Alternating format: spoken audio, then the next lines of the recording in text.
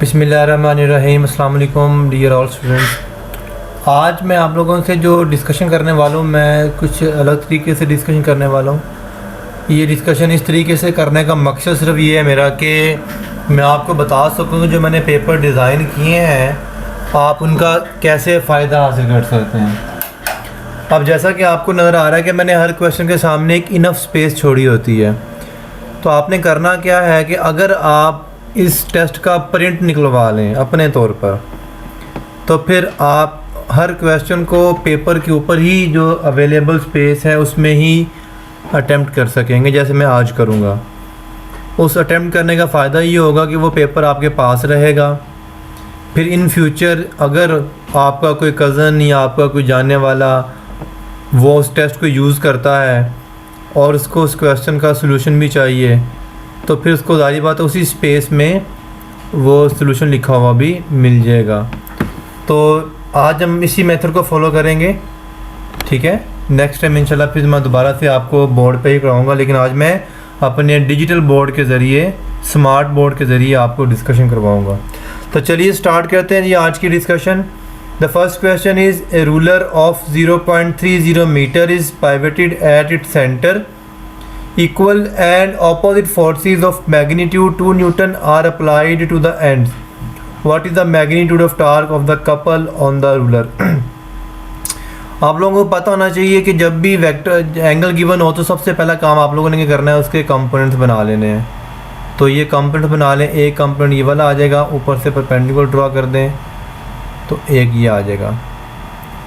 अगर मैं इस रोड की लेंथ को मान लूँ L, तो L की वैल्यू गिवन है जो कि ये लिखी हुई है आपके सामने, L की वैल्यू, ठीक है। अब ये एंगल चूँकि रॉड बना रहा है 30 डिग्री, तो याद रखिएगा थीटा जहाँ पर भी गिवन हो, थीटा के सामने वाला जो होगा वो हमेशा साइन थीटा वाला कंपोनेंट होगा। तब हम लिखेंगे L साइन थीटा, क्योंकि सामने वाला कंपोनेंट है, और साथ वाला जो होगा वो क्या होगा, L कॉस थीटा। अब फार्मूला ये होता है जी टॉर्क का कि अगर कपल की वजह से आपने टॉर्क फाइंड करना है तो टॉर्क ड्यू टू कपल होता है couple arm multiply by force. ये इसका सिंपल फार्मूला है।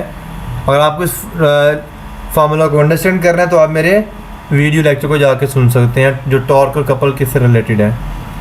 कपल आर्म क्या होता है, दो फोर्सेस के दरमियान वाला परपेंडिकुलर डिस्टेंस। अब यहाँ पर देखें कौन सा परपेंडिकुलर डिस्टेंस आ रहा है आपके सामने, ये परपेंडिकुलर बना रहा है 90 डिग्री। तो सर 90 डिग्री पर कौन सा आ रहा है जो फोर्स के साथ 90 डिग्री बना रहा है इस वक्त, तो ये देखिए ये वाली भी 2 न्यूटन की फोर्स है, ये वाली भी 2 न्यूटन की फोर्स है, और इसके परपेंडिकुलर आ रहा है L साइन थीटा। इस वक्त जो आपने यूज़ करना है वो L साइन थीटा यूज़ करना है। तो कपल आर्म की वैल्यू क्या आ गई, L sine theta into force F, तो यह आ गया LF साइन थीटा। L की वैल्यू कितनी है 0.30, फोर्स की वैल्यू कितनी है 2 न्यूटन, और साइन ऑफ 30 डिग्री, साइन 30/1/2 होता है। तो ये इसका जो आंसर आएगा 1/2, ये वाला ये 2 से कैंसिल हो जाएगा, बाकी का आंसर बचेगा 0.30 जो कि मैंने मेंशन किया हुआ है बेटा, ठीक है। ये देखते हैं नेक्स्ट क्वेश्चन। नेक्स्ट क्वेश्चन है बेटा, the body is said to be in dynamic equilibrium. Dynamic equilibrium का मतलब ये है कि बॉडी मूव कर रही है लेकिन इक्विलिब्रियम के अंदर है। याद रखिएगा बॉडी मूव करते हो तो, लेकिन उसका अगर एक्सेलरेशन 0 है बॉडी का, तो इसका मतलब होता है बॉडी क्या है, बॉडी इक्विलिब्रियम के अंदर है। अब यहाँ पे एक्सेलरेशन कौन सा, लीनियर एक्सेलरेशन भी 0 हो सकता है और एंगुलर एक्सेलरेशन भी 0 हो सकता है। दोनों केसेस में आपका यही आंसर आता है। अब आपका देखें ये दोनों एक्सेलरेशन कब 0 हो सकते हैं, अगर बॉडी यूनिफॉर्म वेलोसिटी से मूव कर रही हो तभी इक्विलिब्रियम है। Body moving with 0 angular acceleration, body is moving with 0 acceleration. ये यूनिफॉर्म वेलोसिटी का मतलब भी क्या होता है, इसका मतलब है कि ऑल ऑफ दीज आएगा अगर आप डायनामिक इक्विलिब्रियम की बात कर रहे हैं। तो जब भी बॉडी का एक्सेलरेशन 0 होता है बॉडी को हम इक्विलिब्रियम मानते हैं।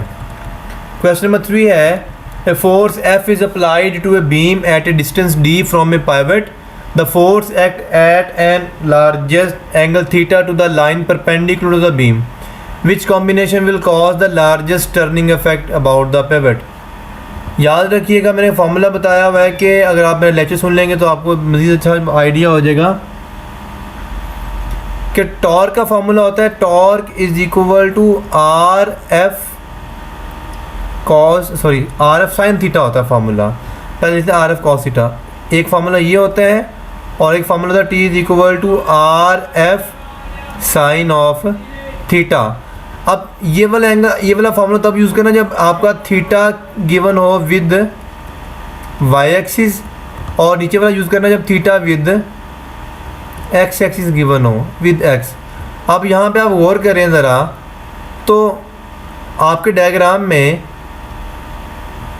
ये थीटा गिवन है आपको, ये देखें ये वाई एक्सिस बना हुआ है ये वाला, और आपको ये एंगल वाई वाला गिवन है, तो आपने यूज़ कौन सा करना formula are F sine cos theta. Sorry, जब आप आर एफ कॉस थीटा वाला फार्मूला यूज़ करेंगे टॉर्क इज इक्वल टू, यहाँ पे आर की वैल्यू जो कि डी मेंशन की गई है, देखें डी मेंशन है, ये आर की value basically D F cos theta, ठीक है। ये अब आपको करना क्या है, अगर आपने टॉर्क बढ़ाना है तो हमारे पर डी की वैल्यू को आपको बढ़ाएंगे तो टॉर्क बढ़ेगा। सो डी की वैल्यू लार्ज होनी चाहिए, फोर्स की वैल्यू भी बढ़ाएंगे तो टॉर्क बढ़ेगा। इसका मतलब एफ और डी तो लार्ज होना चाहिए, इसका मतलब यहाँ तो अल्फा ऑप्शन होगी या बीटा ऑप्शन होगी। अब थीटा को आप याद रख लें कि थीटा अगर बढ़ाओगे ना तो कॉस थीटा का आंसर छोटा हो जाएगा। देखिए थीटा बढ़ाने से इस पूरे कॉस थीटा का आंसर क्या होता है, छोटा हो जाता है। इसकी मिसाल ऐसे ही है, देखिए कॉस 0 डिग्री क्या होता है 1, और कॉस 90 डिग्री क्या होता है 0। इसका मतलब है 0 डिग्री छोटे एंगल पर बड़ा आंसर आ रहा है, बड़े एंगल पर छोटा आंसर आ रहा है। तो जब भी कॉस थीटा होगा, अगर थीटा को बढ़ाओगे तो कॉस थीटा कम हो जाएगा। तो आपको करना क्या है, इस पूरे फैक्टर को बढ़ाना है अगर, तो थीटा को कम करना पड़ेगा। इसका मतलब है डी भी लार्ज होना चाहिए, एफ भी लार्ज होना चाहिए, लेकिन थीटा में क्या होना चाहिए, ये जो आपका एफ है ये वाला, ये थीटा स्मॉल रखना है आपने। तो D large, F large, theta small. अगर कॉस थीटा कहता तो फिर आप वो भी कहते लार्ज ही होना चाहिए था। So right option is beta. Next question बेटा है, a uniform beam of weight 50 Newton is pivoted 50 Newton is 3 meter long and is supported on a pivot situated 1 meter from one end. When a load of weight W is hung from the end, the beam is in equilibrium. देखिए beam equilibrium के अंदर है। पहली बात, जो beam equilibrium के अंदर होता है तो उसका मतलब है जो भी टॉर्क्स हैं, sum of all the torques acting on a body is equal to 0। Sum of all the torques acting on a body is equal to 0। आप इस डायग्राम को यहीं पे सॉल्व कर लेते हैं। देखें सबसे पहले बॉडी का जो वेट होगा वो कहाँ पर होगा, सेंटर पे। पूरी बॉडी देखें, पूरा रोड जो है वो 3 मीटर है। बॉडी का जो किसी भी बॉडी का ख़ास तौर पर रोड का जो वेट होता है बिल्कुल सेंटर पे होता है। तो ये रहा सेंटर, और यहाँ पे वेट आ रहा है डाउनवर्ड, और ये वेट रॉड का वेट है, और वो कितना रॉड 50 न्यूटन का वेट है इसका। तो यहाँ पर आ गया 50 न्यूटन, 50 न्यूटन, ठीक हो गया। अब ये W कितना है, ये W की वैल्यू गिवन है। अच्छा ये W बताना है आपको, W क्वेश्चन मार्क लगा देते हैं। अब आपको करना क्या है, आपको पता होना चाहिए कि ये डिस्टेंस तो आपको पता है, नज़र आ रहा है कि इस वेट का यहाँ से लेकर यहाँ तक का डिस्टेंस कितना आ रहा है। ऊपर लिखा हुआ है 1 मीटर, ये वाला देखें ज़रा ये, लेकिन ये डिस्टेंस कितना होगा। अब जब हम सेंटर पे आते हैं तो हमें पता है कि सेंटर जो होता है, ये हम बेसिकली सेंटर पे आ चुके हैं। यहाँ से लेकर यहाँ तक का जो डिस्टेंस होगा वो जारी बात है, टोटल रोड की वैल्यू 3 मीटर, तो ये कितना होगा 1.5 होगा। तो इधर भी कितना होगा 1.5 होगा। तो ये जो छोटा सा बनता है हिस्सा, ये कितना होगा, इसे देख लेते हैं। ये वाला जो हिस्सा होगा, ये वाला, इसे बोलेंगे 0.5, क्योंकि देख सकते हैं इधर हाफ, इधर 1.5 और हाफ इधर आ रहा है 1 एंड 0.5। इसका मतलब है आपने इसको सॉल्व कर लेना है। सॉल्व कैसे करना है आपने देखिएगा ज़रा, जहाँ पर ये चीज़ नजर आए ना आपको, ये वाली, आपने इसके नीचे क्या लगा देना है, इक्वल लगा देना है, और इक्वल के इस तरफ लिख देना टॉर्क 1 क्योंकि एक ही वेट है, और इधर लिख देना टॉर्क 2 क्योंकि इधर भी एक ही वेट। अगर एक से ज़्यादा वेट हो तो फिर आप 2-3 टॉर्क्स लिख देंगे आप। फिलहाल एक ही की वेट है तो यहाँ पे भी एक टॉर्क 1, इधर कर दे टॉर्क 2। यहाँ पे लिख देंगे R1F1 is equal to R2F2। अब R1 की वैल्यू क्या है, 1 मीटर, और F1 कितना है ये तो हमें बताना है, W है। R2 की वैल्यू कितनी है, 0.5, जो पर्पल कलर में लिखा है मैंने 0.5, और F2 की वैल्यू कितनी है 50। तो मल्टीप्लाई करें, W किसके बराबर आ गई है 25 newton. So that is the right answer. Next question की तरफ मूव करते हैं बेटा। The next question is what is torque acting on a pendulum of length L at an angle theta making with string. अगर आपकी ये पास paper में आ चुका है बेटा क्वेश्चन, ये MD कैट में क्वेश्चन आ चुका है। सबसे पहले इसकी डायग्राम बना लें। देखिए ये जो मैंने स्पेस छोड़ी इसका कितना फ़ायदा है, आप यहाँ पे इजीली क्वेश्चन को सॉल्व करी जा रहे हैं, और अगर आपने प्रिंट निकाला होगा तो ये आपके पास हमेशा रहेगा। ये आपके पास फर्ज करें एक पेंडुलम है, दिस इज़ ए पेंडुलम। अब इसको मैंने थोड़ा सा डिस्प्लेस करके यहाँ पर लेकर आ गया, फर्ज कर लो, ठीक है। और यहाँ पर एंगल बना रहा है ये थीटा, ओके। अब यहाँ पर जो स्ट्रिंग की लेंथ है फर्ज कर लें वो है L।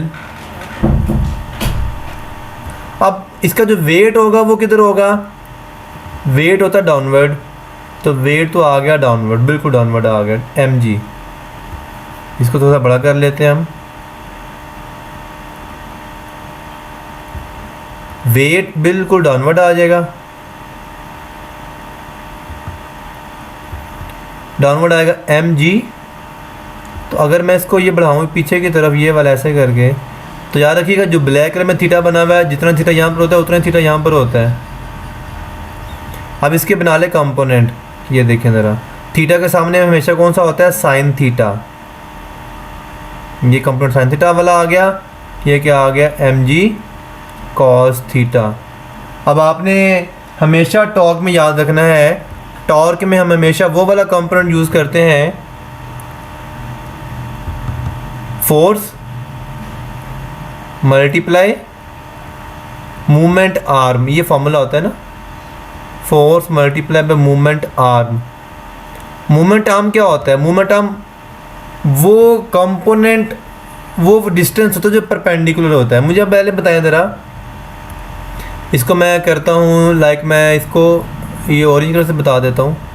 ये लेंथ है और ये दो फोर्सेस हैं, एक फोर्स ये वाली है mg cos थीटा और एक फोर्स ये वाली है mg sin थीटा। हमने कंपोनेंट्स बना चुके हैं, इसलिए हम mg को निगलेक्ट करेंगे और mg cos theta mg sin theta को पढ़ेंगे। अब देखिए कौन सा कंपोनेंट mg cos थीटा जो है वो L के साथ 90 का एंगल बना रहा है, या mg sin थीटा बना रहा है 90 का एंगल। तो आपको क्लियरली नज़र आ रहा है कि जो mg sin थीटा है वो यहाँ पे देखें ये वाला एंगल 90 का बन रहा है, तो mg cos थीटा जो जा रहा है वो बिल्कुल 90 के एंगल पर आ रहा है। या इसको यूँ भी कर सकते हैं, अगर मैं mg cos थीटा वाले कंपोनेंट को ऊपर ड्रॉ कर दूँ, इसके ये वाला कंपोनेंट आ रहा है इसके मैं पैरेलल में यहाँ पर ड्रॉ कर दूँ, इधर देखें ज़रा, ये भी mg cos थीटा होगा। और mg cos थीटा क्लियरली इस वक्त, sorry mg sin theta, sorry ये mg sin थीटा क्लियरली इस वक्त कर रहा है 90 का एंगल बना रहा है L के साथ। तो हम फोर्स जब लिखेंगे mg sin थीटा मल्टीप्लाई करके लिखेंगे L, तो आ जाएगा mg L sin थीटा। तो that is the right option. अगर इस पे मेरा प्रॉपर लेक्चर भी अवेलेबल है, अगर वहाँ पर देखना चाहिए तो मैंने वहाँ पे बड़ी डिटेल से बताया हुआ है, लेकिन चूँकि यहाँ पे डिस्कशन है तो उतनी डिटेल से नहीं बताया जा सकता, लेकिन फिर भी मैंने कोशिश की है कि आपको तसल्ली से समझा दूँ। क्वेश्चन नंबर 6 है, बड़ा ही आसान सवाल है। विच of the following can not rotate. देखें जो फोर्स पिवट में से पास करती है उसका टॉर्क ज़ीरो होता है। मैं यहाँ पे लिख देता हूँ, मेंशन कर देता हूँ, F जो फोर्स है, फोर्स पासिंग थ्रू पिवट, इसका टॉर्क क्या होता है, 0। ठीक है, अब देखें ज़रा, ये पिवट है, ये 0 यहाँ पर लिख देता हूँ, यहाँ पर भी 0 लिख देता हूँ। ये जो सेंटर वाला पॉइंट है सारे पिवट्स हैं ये वाले, ये रहा 0। अब आप गौर कीजिएगा कि ये वाली फोर्स जो है F2 ये बिल्कुल पिवट से पास कर रही है, इसका टॉर्क 0 हो जाएगा, बाकी एक फोर्स रह जाएगी, और ये फोर्स जो होगी ये वाली, ये रॉड को रोटेट करवा देगी। अगर मैं बी ऑप्शन पे आ जाऊँ मैं, तो ये फोर्स इधर को ऐसे लेकर आएगी रॉड को, और इधर को ऐसे लेकर आएगी, तो दोनों फोर्स ही रॉड को एक ही डायरेक्शन में घुमा रही हैं, यानी ये भी रोटेट करेगा। इस तरफ से ये F1 रॉड को इस तरफ घुमाने की कोशिश करेगी, F2 इधर घुमाने की कोशिश करेगी, और दोनों फोर्स की जो टॉर्क होगा वो सेम डायरेक्शन में आ रहा है। देखिए दोनों है क्लॉकवाइज, लेकिन यहाँ पे गौर करें अल्फ़ा पे, अल्फ़ा वाले में दोनों फोर्सेस पिवट में से पास कर रही हैं। देखें ज़रा, F1 भी इसे पास कर रही है, F2 भी इसे पास कर रही है, तो दोनों का टॉर्क क्या हो जाएगा, 0। तो हम कहेंगे राइट ऑप्शन क्या आ गया है, अल्फ़ा। नेक्स्ट क्वेश्चन है, a projectile is launched at point O and follows the path OPQRS as shown. A resistance may be neglected. Which statement is true for the projectile when it is at the highest point Q of its path? अब ये आपके पास projectile motion नज़र आ रहा है। Projectile motion में कुछ चीज़ें constant रहती हैं और कुछ चीज़ें हमेशा के लिए ज़ीरो होती हैं। मसलन क्या क्या चीज़ें कांस्टेंट, कौन सी चीज़ें ज़ीरो, वो आपको याद कर लें। मेरा इस पर भी प्रॉपर लेक्चर अवेलेबल है यूट्यूब पे, आप वो सुनना चाहें तो सुन सकते हैं। आप प्लेलिस्ट खोलें और इसमें प्लेलिस्ट खोल के चैप्टर नंबर 3 में जाएंगे तो आपको प्रोजेक्टाइल का टॉपिक मिल जाएगा। प्रोजेक्टाइल में हॉरिजॉन्टल फोर्स हमेशा के लिए ज़ीरो होती है throughout the motion. AX through out the motion क्या होता है, ज़ीरो होता है। वेलोसिटी का जो X कंपोनेंट है वो हमेशा के लिए क्या रहता है, कांस्टेंट रहता है। और last AY is equal to G। ये जो चीज़ें हैं ये हमेशा के लिए ऐसी रहती हैं थ्रू आउट द मोशन। अब वो कहता है जी देखें, अगर अल्फ़ा ऑप्शन पे गौर करें तो horizontal component of projectiles acceleration is zero, तो बिल्कुल ये बात ठीक है कि एक्सेलरेशन का X कंपोनेंट ज़ीरो है।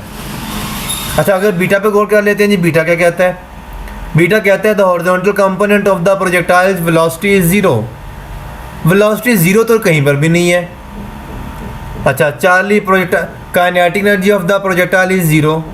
अच्छा, अगर काइनेटिक एनर्जी को अगर ज़ीरो कर दें किसी भी पॉइंट के ऊपर, बच्चे अक्सर कंफ्यूज होते हैं कि टॉप पॉइंट पे जाके लाइक इस पॉइंट के ऊपर आ गया, अगर मैं इसको मैं पर्पल कलर से शो करता हूँ आपको, मैं इस पॉइंट पे आके वेलोसिटी ज़ीरो हो जाती है। नहीं, ऐसा हरगिज़ नहीं है। अगर यहाँ पे आके वेलोसिटी ज़ीरो हो जाए तो प्रोजेक्टाइल तो रुक जाएगा वहाँ पर, जबकि प्रोजेक्टाइल कहीं पर भी नहीं स्टॉप होता। इसका मतलब है प्रोजेक्टाइल की काइनेटिक एनर्जी किसी भी पॉइंट के ऊपर ज़ीरो नहीं होगी, तो चार्ली भी गलत है। Momentum of the projectile is zero. अब मोमेंटम का फार्मूला आता है P is equal to mv। Velocity zero होगी तो मोमेंटम ज़ीरो होगा ना, तो इसमें kinetic energy is equal to half mv square. इसमें भी v ज़ीरो नहीं है तो काइनेटिक ज़ीरो नहीं है। Vx कांस्टेंट होता है, ज़ीरो नहीं होता, तो फिर ये चीज़ बिल्कुल ठीक है, यानी सिर्फ एक ही ऑप्शन बनती है अल्फ़ा, जो कि राइट ऑप्शन है आपकी। क्वेश्चन नंबर 8 है, in the given diagram the coach moves from position A to B to C to D। A से B पर गया, B से C पर गया, C से D पर गया। What is the coach resulting displacement and distance in SI units of travel. SI units metre होते हैं। अब आपको पता है जो डिस्प्लेसमेंट होता है वो होता है शॉर्टेस्ट पाथ। आप देखें, आपको डिस्प्लेसमेंट में सिर्फ 2 पॉइंट चाहिए होते हैं, एक इनिशियल पॉइंट और एक फाइनल पॉइंट। लेकिन जब आप डिस्टेंस की बात करते हैं तो डिस्टेंस में आपको हर वो पॉइंट चाहिए होगा जिस पॉइंट से आप गुजर के गए हैं आप। अब अगर आप पहले इसका डिस्टेंस निकाल लें, चलें पहले डिस्टेंस निकालेंगे तो पहले बॉडी A से B पर गई है, तो हमें पहले A से B तक काउंट करना होगा। A से B पर जाएंगे तो देखें ज़रा, ये आ गया यहाँ से यहाँ पर 10, 20, 30, 40, यहाँ तक आ गया 40। फिर यहाँ से बॉडी वापस गई है, देखें गौर करें, इसका पर्सन का मुंह पीछे की तरफ है, यहाँ तक 40 हो गया ना। फिर यहाँ से जाएगा जब वापस 50, 60 और यहाँ पे 65, यहाँ पर आया है 65 हो गया। फिर यहाँ से वापस D पर गया है, यहाँ से वापस जाएगा 65 से कितना आएगा, ये आ गया 70, 80, 90, 20 और ये सॉरी 100, 90 में 100 आता है।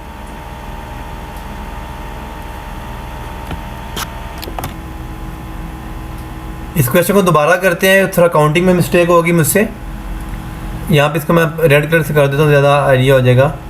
पहले यहाँ से यहाँ पर गए तो 10, ठीक है, फिर ये वाला कितना आ गया 20, और फिर यहाँ पे 30, फिर यहाँ पर कितना आ गया ये वाला 35, ठीक है।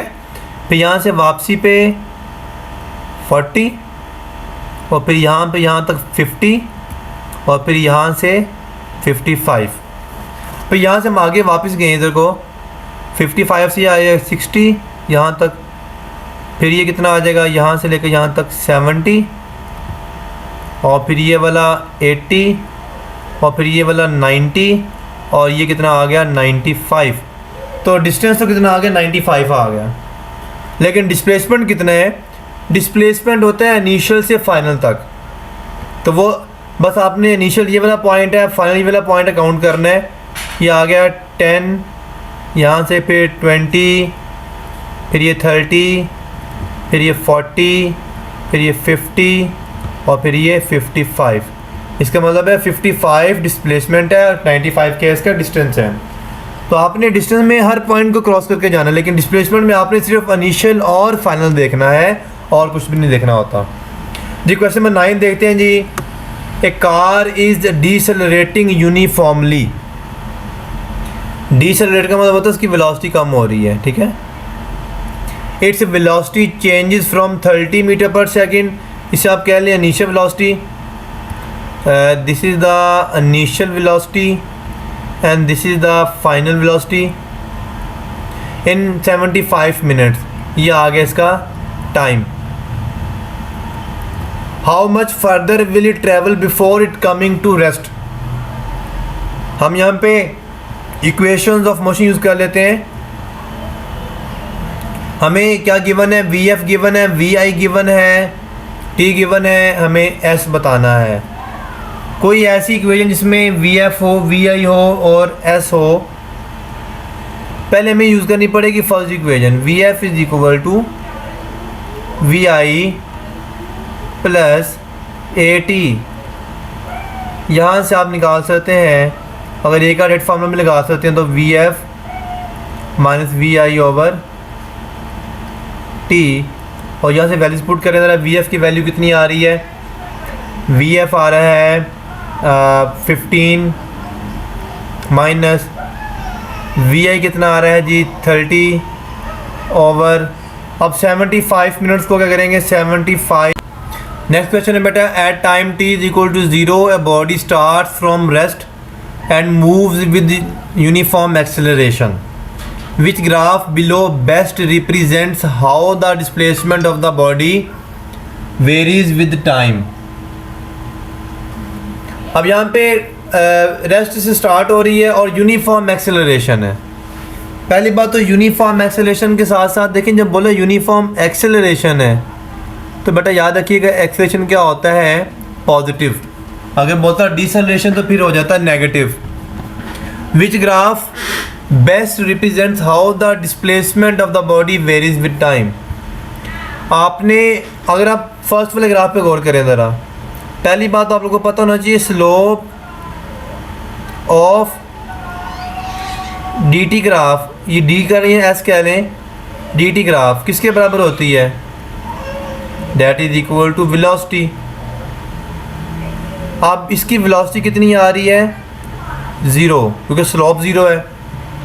हॉरिजॉन्टल लाइन की स्लोप 0 होती है। इसकी वेलोसिटी क्या है? कांस्टेंट है, क्योंकि स्लोप कांस्टेंट है।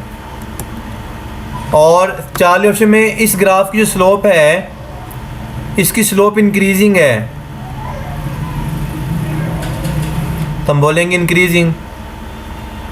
इसमें यहाँ तक वेलोसिटी की जो स्लोप जो है वो डिक्रीजिंग है। अब ये कैसे पता चला? आप मेरा लेक्चर सुन सकते हैं, उसमें मैंने डिटेल से स्लोप और टाइम ग्राफ के बारे में समझाया हुआ है आप लोगों को। तो ये यहाँ से 0 से लेकर यहाँ तक इसकी वेलोसिटी पहले स्लोप पहले कम हो रही है, फिर नेगेटिव में ज़्यादा हो रही है। तो पहले या तो इसमें ये वाला पोर्शन जो है यहाँ से लेकर यहाँ तक वाला ये नेगेटिव को शो करेगा, हमें नेगेटिव में जाने नहीं है। देखिए जब एक्सेलरेशन वेलोसिटी ज़ीरो है तो फिर इसका मतलब एक्सेलरेशन भी क्या होगा, ज़ीरो। तो फर्स्ट केस में ए क्या होगा, ज़ीरो। हमें ज़ीरो एक्सेलरेशन नहीं चाहिए, यूनिफॉर्म एक्सेलरेशन चाहिए। याद रखना यूनिफॉर्म एक्सेलरेशन कभी भी ज़ीरो नहीं होता। यूनिफॉर्म एक्सेलरेशन की value can never be zero.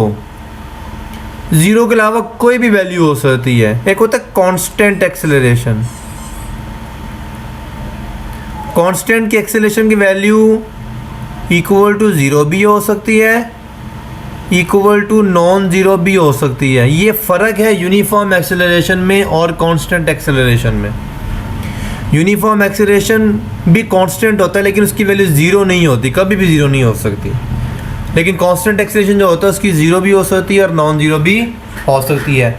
अभी बात हो रही है यूनिफॉर्म एक्सेलरेशन की, तो हमें कोई ऐसा एक्सेलरेशन जो नॉन ज़ीरो होगा। अच्छा जब वेलोसिटी कांस्टेंट होती है फिर भी एक्सेलरेशन क्या होता है, ज़ीरो होता है। इसका मतलब एक्सेलरेशन क्या हो जाएगा, ज़ीरो हो जाएगा। अब वेलोसिटी इंक्रीज़ कर रही हो तो फिर ए क्या होता है, पॉजिटिव। और हमें ये तो ग्राफ चाहिए होगा कि यूनिफॉर्म एक्सेलरेशन पॉजिटिव कोई भी वैल्यू हो सकती है, ठीक है। इसका मतलब है चार्ली ग्राफ से हमें पता चल रहा है कि यूनिफॉर्म एक्सेलरेशन या पॉजिटिव एक्सेलरेशन है। 11 वाला क्वेश्चन देखें ज़रा। Stone thrown at an angle to the horizontal in a gravitational field follows a parabolic path PQRST in the absence of air resistance. These point denotes the position of the stone after successive equal time intervals. T is the highest point reached. The displacement PQ, QR, RS and ST. आप diagram draw करके देख लें। It is just like it is a projectile motion basically. आप ये फेंका आपने projectile motion, highest point क्या है, टी है। ये वाला पॉइंट पी कह लें, ये वाला क्यू कह लें, ये वाला आर कह लें, ये वाला एस कह लें। हाईएस्ट पॉइंट टी है। अभी मैंने बताया कि प्रोजेक्टाइल मोशन में हॉरिजॉन्टल वेलोसिटी जो होती है वो थ्रू आउट क्या रहती है, कांस्टेंट। लास्ट क्वेश्चन में पीछे मैंने पढ़ाया आपको। तो आप देख सकते हैं कि ऊपर जाते हुए जो वेलोसिटी है वर्टिकल कंपोनेंट, अगर मैं यहाँ पे इसको ब्लैक से कर देता हूँ, यहाँ पे वेलोसिटी ज़्यादा होगी वर्टिकल, फिर यहाँ पे कम हो जाएगी, फिर और कम हो जाएगी। वी वाई की बात हो रही है, वी वाई की बात हो रही है। और यहाँ पर आगे इस पॉइंट पे आगे वी वाई क्या हो जाएगा, ज़ीरो हो जाएगा। जबकि हॉरिजॉन्टल कंपोनेंट हर जगह पे क्या रहेगा, एक जैसा रहेगा, इसमें कोई फ़र्क नहीं आता। इसका टॉपिक भी सुन सकते हैं मेरा आप जाके। तो वेलोसिटी का जो horizontal component through out the motion क्या रहता है, कांस्टेंट रहता है, इक्वल हॉरिजॉन्टल कंपोनेंट। अब मैं आपको इसकी मज़े की बात बताता हूँ मैं कि ये क्वेश्चन जो है ये यूईटी के अंदर आ चुका है। यूईटी जो इंजीनियरिंग की पंजाब में सबसे बड़ी यूनिवर्सिटी, उसमें ये टेस्ट में क्वेश्चन ओरिजिनल पेपर में से क्वेश्चन उठाया गया ये वाला। आइए देखते हैं next question. The following graph shows the variation of force F on a body with time t। The area under the graph represent. देखिए जब भी ग्राफ का एरिया की बात की जाए, एरिया, तो सिंपल आपने करना क्या, उसके y पे जो भी क्वांटिटी है और जो x पे क्वांटिटी, दोनों को मल्टीप्लाई कर दिया करें आप। सिंपल फोर्स y पर है, x पर क्या है, टाइम है, और आपके पास ये फोर्स मल्टीप्लाई बाय टाइम क्या होता है, that is equal to impulse भी होता है, इम्पल्स i, या चेंज इन मोमेंटम भी होता है। तो आप क्या लिखेंगे, एरिया क्या आ जाएगा, चेंज इन मोमेंटम, जो कि बीटा ऑप्शन बनता है आपके पास। ठीक है बेटा। और ये क्वेश्चन भी यूईटी में आ चुका है। और जारी बात है, मैं फिर बात करता हूँ कि इंजीनियरिंग और प्री मेडिकल के स्टूडेंट्स का जो फिज़िक्स है वो बिल्कुल सेम है, इसलिए जो क्वेश्चन उनसे पूछा जा सकता है वो आपको भी आ सकता है जी। फर्दर नेक्स्ट क्वेश्चन देखते हैं जी। A particle P moving with momentum P makes head on collision. Head on collision का मतलब पता क्या होता है, हेड ऑन कोलिजन। ये देखिए फ़र्ज कर ले मेरे पास एक बॉल है इसका ये सेंटर है, ये दूसरी बॉल है, इसका ये सेंटर है। अगर सेंटर से सेंटर टकराएं तो हम कहते हैं हेड ऑन कोलिजन है ये, यानी सर से सर टकराएं, सेंटर से सेंटर टकराएं तो कहते हैं head on collision. With identical particle Q, ये वाला पार्टिकल P है, ये वाला पार्टिकल क्या है, Q है। Which is initially at rest, ये इनिशियली रेस्ट पर है, Q वाला रेस्ट पर है before collision. Both particle sticks together, ये टकराने के बाद ये इसका सेंटर, ये इसका सेंटर, ये आपस में स्टिक कर गए हैं, जुड़ गए हैं। Which of the following rows correct represent the magnitude of momentum after collision, magnitude of momentum of P and of system. जब हम बात करते हैं सिस्टम की तो सिस्टम में दोनों बॉडीज आ जाएंगे, P और Q दोनों आ जाएंगे। लेकिन अगर किसी इंडिविजुअल बॉडी की बात करेंगे तो P Q अलग है, Q अलग है, लेकिन P और Q को मिला देंगे तो पूरा सिस्टम बन जाएगा। हमें पता है कि law of conservation of momentum के मुताबिक टोटल मोमेंटम जो होता है, total momentum, total P is equal to constant, ये law of conservation of momentum है throughout the collision. Collision करने से पहले, कोलिजन होने के दौरान और कोलिजन होने के बाद मोमेंटम हमेशा क्या रहता है, कांस्टेंट रहता है। वो बेशक कोई भी कोलिजन हो, इलास्टिक कोलिजन हो, बेशक इन इलास्टिक कोलिजन हो। फिलहाल हमारे पास जो हो रहा है वो इन इलास्टिक है। क्यों? याद रखिएगा, जब भी पार्टिकल्स टकराने के बाद स्टिक कर जाएंगे तो ऐसे कोलिजन को हमेशा क्या बोला जाता है, इन इलास्टिक। तो पहली बात तो टोटल P का मतलब सिस्टम का मोमेंटम तो क्या रहेगा, कांस्टेंट। इसका मतलब सिस्टम का मोमेंटम तो P ही रहेगा। या तो ये वाली ऑप्शन आएगी आपकी, ये वाली, या ये वाली आएगी। तो अब A और 40 में सबको चूज़ करना है। अब P का मोमेंटम तलाश करना है, ये वाला P है, ये वाला Q है। अब टोटल तो सारी बातें सेम रहेगा, लेकिन अगर P की बात कीजिए, सिर्फ P की, तो P अब अकेला नहीं है, P के साथ Q जुड़ चुका है। तो अकॉर्डिंग टू रिलेशन अब हमारे पास P इज इक्वल टू होता है mv। और अगर हम ये वाला फॉर्मूला लगाएं कि initial momentum is equal to final momentum, initial momentum is equal to final momentum. P की बात करनी है, सिर्फ P की। P का इनिशियल मोमेंटम कितना है, P, ठीक है। फाइनल मोमेंटम कितना होगा, P का। अब आप सिंपल सी बात है कि यहाँ से अगर गौर करें ज़रा, M का और V का आपस में क्या रिलेशन है, इनवर्स। मोमेंटम तो कांस्टेंट रहना है। अगर मास डबल हो जाएगा तो वेलोसिटी क्या हो जाएगी, आधी हो जाएगी, ठीक है। अब P जब Q के साथ जुड़ जाएगा तो जितनी स्पीड से पहले P चल रहा था, अब P उतनी स्पीड से नहीं चलेगा। लेट्स सपोज अगर P पहले चल रहा था 10 की स्पीड से, अब वो Q के साथ जुड़ गया है, अब वो दोनों, अब P की स्पीड 10 नहीं होगी बल्कि कितनी हो जाएगी, 5। क्यों? क्योंकि मास डबल हो गया तो वेलोसिटी ने हाफ हो जाना है।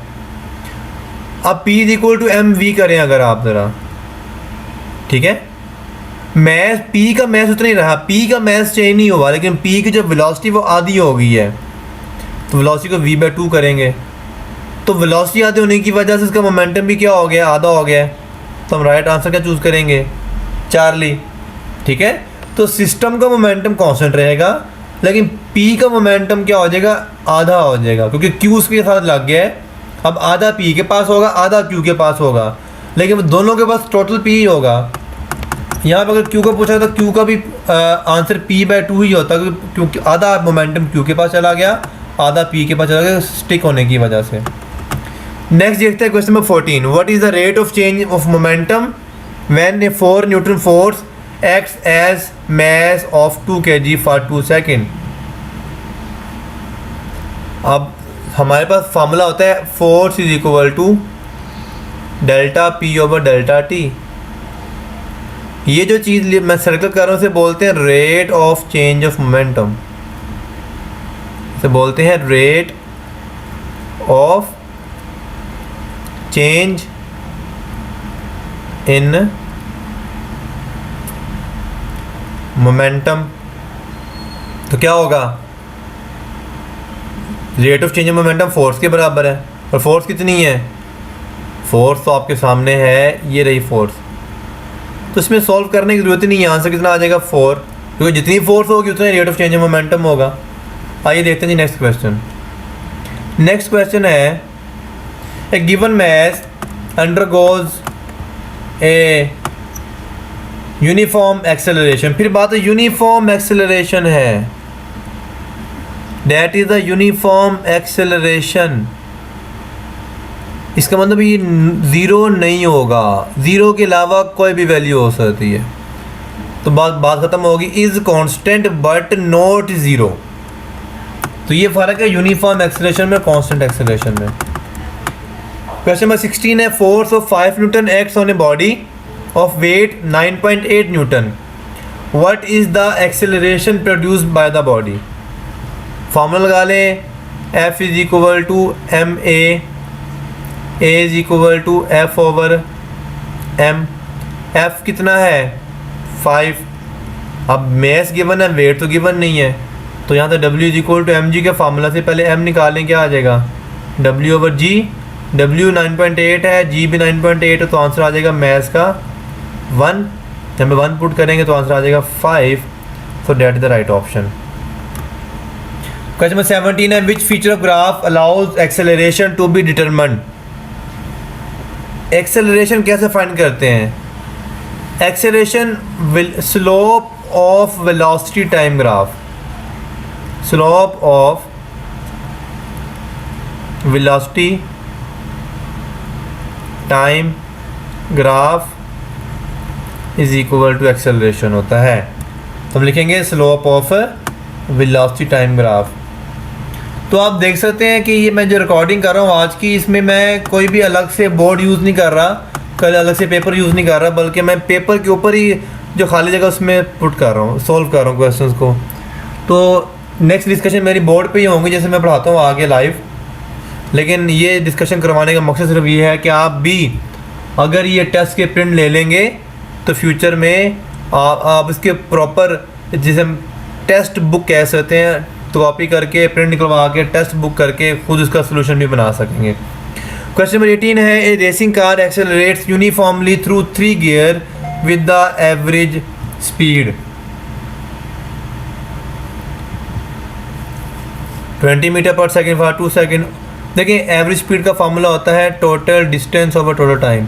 Total distance S1 plus S2 plus S3 over total time T1 plus T2 plus T3। क्योंकि 3 इंटरवल है ना, एक इंटरवल ये वाला आ गया, दूसरा ये वाला आ गया, तीसरा ये वाला आ गया। अब डिस्टेंस गिवन ही नहीं है, आपको पता है formula S is equal to VT होता है, ये तो आपको पता होना चाहिए। तो S1 किसके बराबर आ जाएगा V1 T1 प्लस S2 के बराबर आ जाएगा V2 T2, S3 आएगा V3 T3 over T1 plus T2 plus T3। अब ये फार्मूला कैसे आता है, ये मैंने एक लेक्चर पे भी average special cases of average velocity करवाया है, उसमें आप देख सकते हैं। अब जस्ट आपने इसमें वैल्यूज पुट करनी है, V1 की ये वाली V1 आ गई, ये V2 आ गई, ये V3 आ गई, टाइम T1 T2 गिवन है, पुट करेंगे तो आपका सिंपल आंसर आ जाएगा 48 metre per second. Next question है force to F acting on a particle of mass 10 kg produce an acceleration of 60 meter per second square. A force of 5F acting on a particle of mass m produces an acceleration of 50 meter per second square. What is the mass m? यहाँ पे आप लगा लें Newton law, F1 is equal to M1 A1 एक body के लिए, दूसरी body के लिए F2 is equal to M2 A2। ये आ गया क्वेश्चन नंबर 1।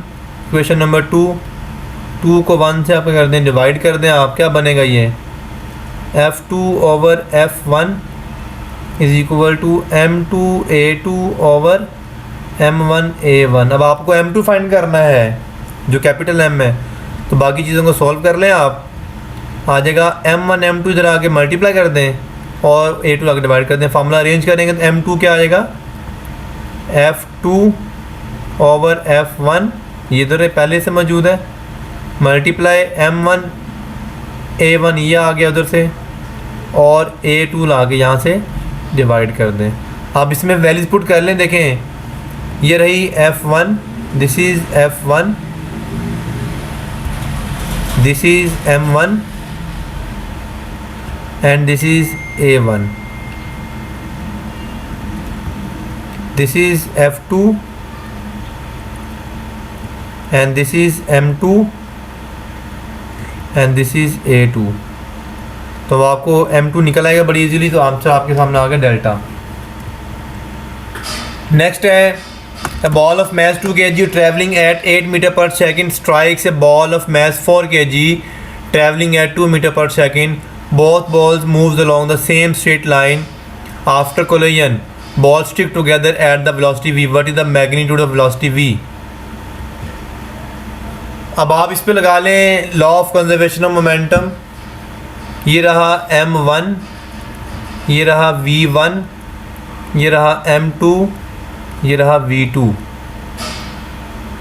आफ्टर कोलिजन क्या आ जाता है, स्टिक टुगेदर। तो आपको फॉर्मूला था m1 v1 plus m2 v2 is equal to m1 v1 prime plus m2 v2 prime. हम जब बॉल स्टिक कर देंगे आपस में, इसका मतलब दोनों की वेलोसिटी एक ही होगी, उसे v प्राइम कह लें आप, तो आ जाएगा m1 v1 plus m2 v2 is equal to m1 v prime plus m2 v prime, क्योंकि दोनों की वेलोसिटी एक ही जैसी होगी। अब यहाँ से v प्राइम कॉमन ले लें तो क्या आ जाएगा m1 plus m2 v prime, आ जाएगा m1 v1 plus m2 v2। तो यहाँ से आप सॉल्व कर लें m1 v1 plus m2 v2 over m1 plus m2 is equal to v prime. अब आप इसमें वैल्यूज पुट कर लेंगे, बट आपका आंसर आ जाएगा 4। Simple. 21 if a body moves with a constant acceleration covers x meter in first second and y meter in next 4 second, what will be the। अब देखिए यहाँ पे वर्ड यूज किया गया कांस्टेंट एक्सेलरेशन का, वर्ड है constant acceleration. Constant acceleration zero हो सकता है और नहीं भी हो सकता। Constant acceleration may be a is equal to zero, may be a is not equal to zero. अब यहाँ पे अगर उसने 1 सेकंड में x कवर किया है, और अगर मैं ये वाला केस अज्यूम कर लूँ कि a ज़ीरो है, तो फिर अगले सेकंड में कितना कर लेगा, सेकंड में 2x, फिर थर्ड में कितना कर लेगा 3x, और फिर फोर्थ में कितना कर लेगा 4x। क्योंकि एक्सेलरेशन ज़ीरो है, बॉडी की वेलोसिटी कांस्टेंट है, वो हर सेकंड में एक ही जैसा डिस्टेंस ट्रैवल करती चली जाएगी। अब ऑप्शन पे गौर करें, हमारे पास मैक्सिमम 4x की ऑप्शन है। अच्छा, अगर ये वाला केस का सपोज करता हूँ मैं, a is not equal to zero, यानी अगर बॉडी की एक्सेलरेशन ज़ीरो नहीं है, कोई और वैल्यू है, इसका मतलब है पहले सेकंड में उसकी जो वेलोसिटी होगी, सेकंड में उसकी वेलोसिटी पहले से ज़्यादा हो चुकी होगी, क्योंकि वो एक्सेलरेट कर रहा है। और अगर एक्सेलरेट कर रहा है तो पहले सेकंड में जितना डिस्टेंस ट्रैवल किया, अगले सेकंड में उससे ज़्यादा ट्रैवल करेगा। अगर ये केस सपोज करते हैं, फिर तो आपका आंसर 4x से ज़्यादा हो जाएगा। तो इस केस में आपके सामने मैक्सिमम आंसर क्या आ रहा है, 4x आ रहा है, इसलिए आप इसी को ऑप्शन को चूज़ करेंगे। आपको मैं क्वेश्चन बता रहा हूँ कि एक क्वेश्चन आपको मैं अकोमोलेटिव टेस्ट में शामिल किया मैंने, वो आपको क्वेश्चन देखने में बिल्कुल सेम लगेगा, लेकिन उसका जो आंसर है वो थोड़ा सा क्या है, डिफरेंट है। अब आपने अकोमोलेटिव में जब भी क्वेश्चन आएगा तो आपने इसको बड़े तसल्ली से सॉल्व करना है। उसमें यूनिफॉर्म एक्सेलरेशन का वर्ड यूज़ किया जाएगा, उसको मैं फिर वहाँ पे जाकर सॉल्व कराऊंगा। फिर आपका आंसर आ रहा है 21 का चार्ली। नेक्स्ट क्वेश्चन है, in an perfect inelastic collision there is, जो याद रखिएगा परफेक्ट इन इलास्टिक कोलिजन होता है उसमें 100% लॉस ऑफ काइनेटिक एनर्जी होता है, बट मोमेंटम रहेगा कांस्टेंट और टोटल एनर्जी भी क्या रहेगी, कांस्टेंट। सिर्फ और सिर्फ काइनेटिक एनर्जी का लॉस होगा और आप करेंगे alpha option choose. 100% loss of kinetic energy but total energy and total momentum remains same. A graph is ball is dropped to the ground and caught when it bounces up. Again, which of the following graphs shows the velocity of the ball?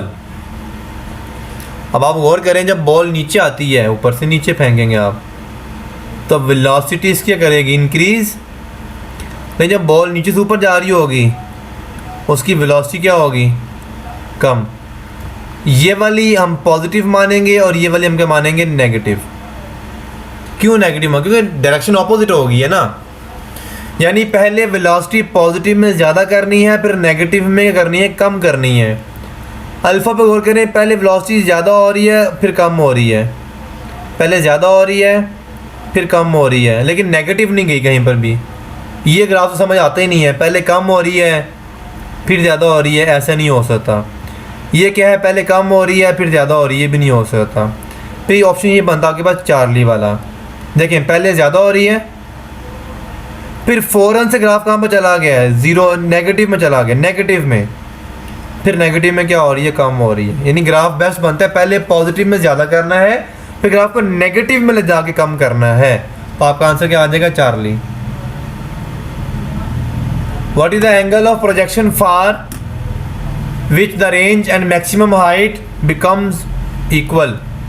आपको formula पता है, G T square is equal to 8h is equal to 2r tan theta.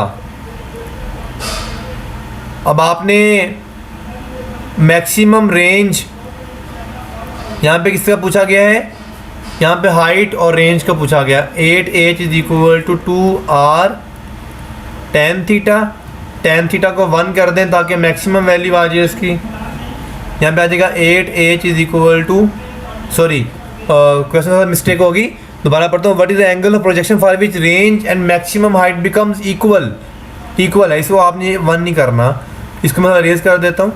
ये चीज़ आपने नहीं करनी अभी, 1 equal करना है। जब इक्वल करेंगे तो एच को आर की इक्वल पुट कर दें आप, क्या आ जाएगा, यहाँ पे आ जाएगा 8r is equal to 2r tan theta. R से आर कैंसिल हो जाएगा, 2 लाके डिवाइड कर दें, सिंपल आ जाएगा theta is equal to tan inverse 4, जो कि चार्ली ऑप्शन आपका ये वाला।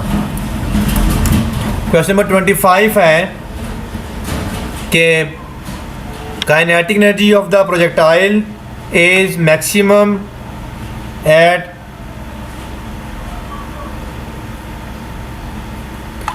if its initial kinetic energy of angle of projection is। आपको अगर मेरा लेक्चर सुनेंगे तो आपको पता चलेगा काइनेटिक एनर्जी का फार्मूला होता है प्रोजेक्टाइल के केस में। अगर आपने आपके पास फर्ज कर ली है प्रोजेक्टाइल है, यहाँ पर अगर इनिशियल काइनेटिक एनर्जी है आई और यहाँ पर जो एनर्जी है वो काइनेटिक एनर्जी से बोल देते हैं टॉप, तो ये काइनेटिक एनर्जी टॉप का जो फार्मूला है that is equal to kinetic energy initial into cos square theta, ये फार्मूला होता है। अब कितनी है टॉप पे काइनेटिक एनर्जी, किसने कहा है कि जो टॉप पे काइनेटिक एनर्जी है वो इनिशियल काइनेटिक एनर्जी का हाफ है। तो यहाँ पे लेफ्ट हैंड साइड पे क्या लिख देंगे, kinetic energy initial by 2 is equal to kinetic energy initial cos square theta. ये आपस में क्या हो जाएगा, कैंसिल। तो यहाँ से आ जाएगा 1/2 is equal to cos square theta, और यहाँ से क्या आ जाएगा, cos theta is equal to 1/√2। अभी मैंने क्यों किया कि स्क्वायर ख़त्म कर दिया मैंने इसका, थीटा किसके बराबर आ जाएगा, कॉस इनवर्स 1/√2। इसकी वैल्यू आपको याद होनी चाहिए 45 डिग्री होती है। तो right option is alpha. The next question is ball launcher fires the ball horizontally off the edge of a lab bench. The paths of the ball after 2 launches are shown below. Which of the following quantities is different for the 2 launches.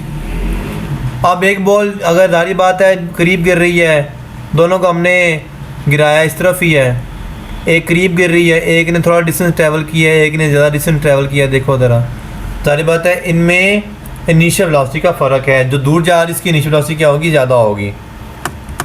Question number 27 है, car travels 40 kilometre at an average speed of 80 kilometre per hour and then 40 kilometre at an average speed of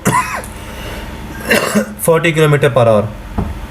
the average speed of the car for this 80 kilometre trip is. अब आप मेरा अगर lecture सुना हो तो आपको पता होना चाहिए कि 40 kilometre and 40 kilometre distances same है, और जब भी डिस्टेंस सेम हो तो मैंने फार्मूला बताया हुआ है एवरेज स्पीड का, 2v1 v2 over v1 plus v2। तो आपने सिंपल क्या पुट करनी है, v1 पुट करनी है, जो कि कितनी है, ये रही v1 80 किलोमीटर पर आवर। फिर आपने पुट करनी है 40 किलोमीटर पर आवर, ये आ जाएगी v2। जस्ट पुट करना है वैल्यूज, आपका आंसर आ जाएगा डेल्टा। क्वेश्चन नंबर 28 है, ball is projected with speed of 20 metre per second, what are the two angles of projection for which the range is 20 metre.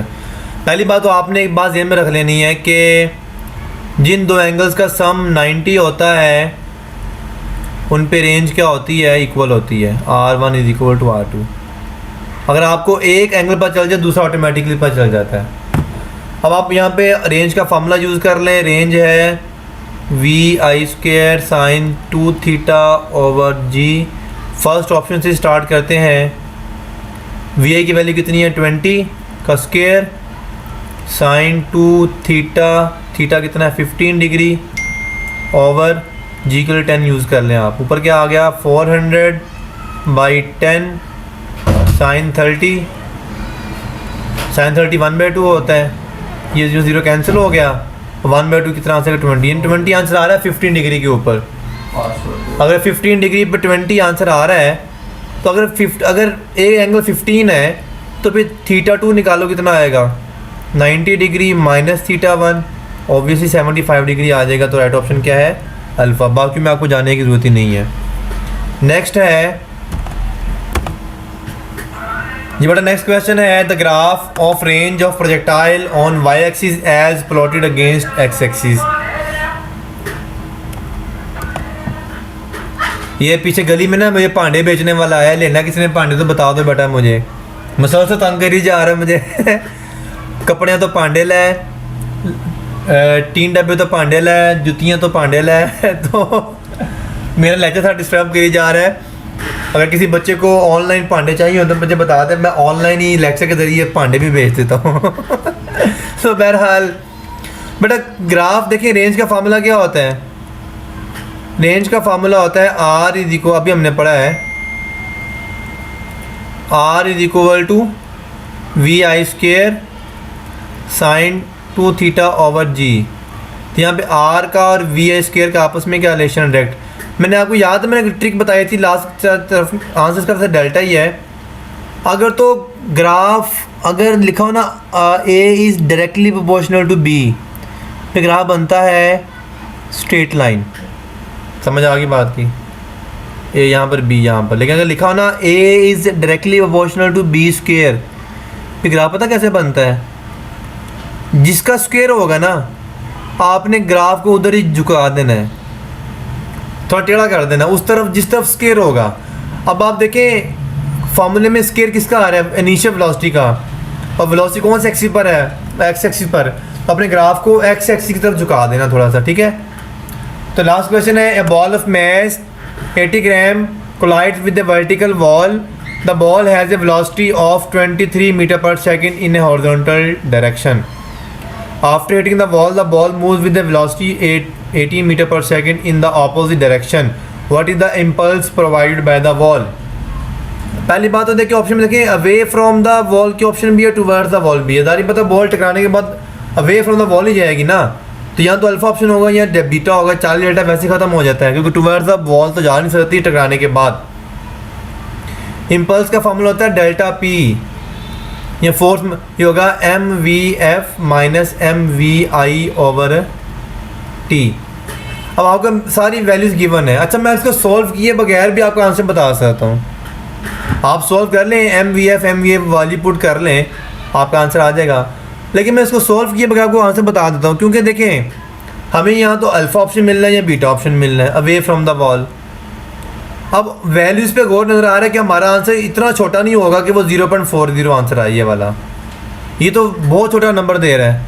फिर सारी बात एक ही ऑप्शन बनती है जो कि बीटा ऑप्शन है। तो बाज़ का पेपर में सॉल्व किए बगैर ही आपको आंसर थोड़ा लॉजिकल लगा लें कि देखिए जो वैल्यूज़ गिवन है, उस वैल्यू से आपका आंसर 0.40 तो नहीं आने वाला, बड़ी बड़ी वैल्यूज़ हैं, तो इसका आंसर बीटा ही भाई बनेगा, क्योंकि 4 ही डेल्टा तो बन नहीं सकता, क्योंकि वो बॉल टकराने के बाद अवे ही जाएगी। तो बेटा ये था आपका आज की डिस्कशन। नेक्स्ट डिस्कशन आपकी बोर्ड पे ही होगी। ये सिर्फ आपको मैंने बताना मकसद ये था कि देखिए आप पेपर पे ही सॉल्व कर सकते हैं, तो करना चाहे ना करना चाहे वो आप लोगों की मर्ज़ी है, ठीक है। तो नेक्स्ट लेक्चर तक अपना ख्याल रखिएगा बेटा, और अगर टेस्ट की भरपूर तैयारी कीजिएगा। अल्लाह हाफिज़।